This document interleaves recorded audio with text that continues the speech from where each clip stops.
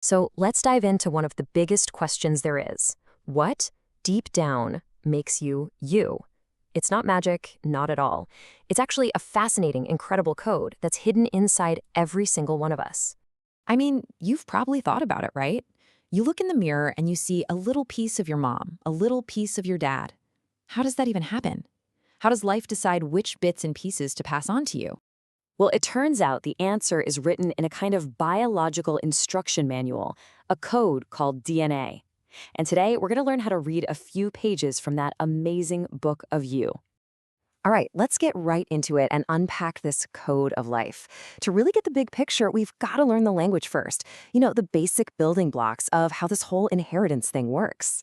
First up, the word trait. Super simple. It's just any feature you can see. Your eye color, that's a trait. Your hair color, also a trait. Easy enough. But what's the instruction that actually creates that trait? Well, that would be a gene. You can think of a gene as one single line of instruction in your body's gigantic blueprint. So there's a gene for eye color, a gene for hair color. You get the idea. It's the specific piece of info that says what a trait is going to be. Okay, but this is where it gets really cool. If the gene is the instruction for, say, eye color, then the alleles are all the different options on the menu. Brown, blue, green, they're like the different flavors of a single gene. And these alleles are what create all the awesome variety we see in the world. And here's the part that ties it all together. For every gene, you get one allele from each of your parents. That specific, unique combination of alleles you end up with, that's called your genotype. And that mix is exactly what makes your genetic code one of a kind. So you've got these pairs of alleles, but how do they decide who's in charge? Which one actually gets expressed?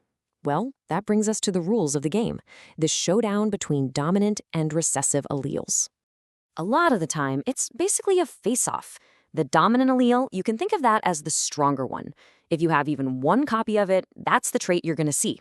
End of story. The recessive allele is a bit weaker. It's kind of shy. It only gets to show itself if there isn't a dominant one there to overpower it. And here's the perfect example from our source material. Let's say a child gets one allele for brown eyes and another one for blue eyes. They'll almost certainly have brown eyes. And why is that? Because that brown eye allele is dominant, and it just completely bosses around the recessive blue eye allele. So once you get these basic rules down, you start seeing them play out everywhere. Seriously, let's take a look at this incredible world of traits that is all around us. And we can start just by looking at ourselves. We are all walking, talking collections of these really cool genetic traits.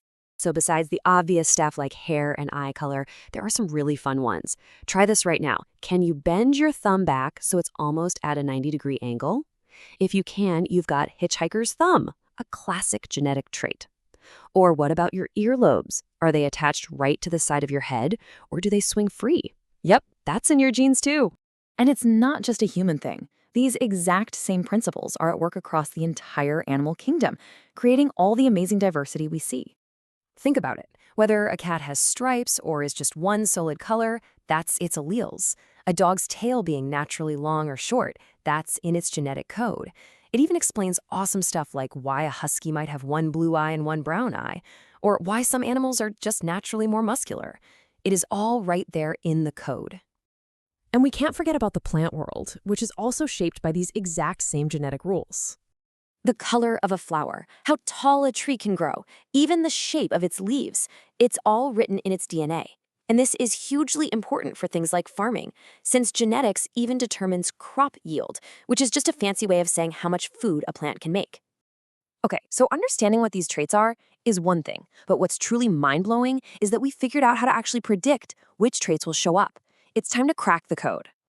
And the answer, which is pretty amazing when you think about it, is yeah. For the most part, we can. If we know the genes of the parents, we can actually start calculating the odds for their offspring.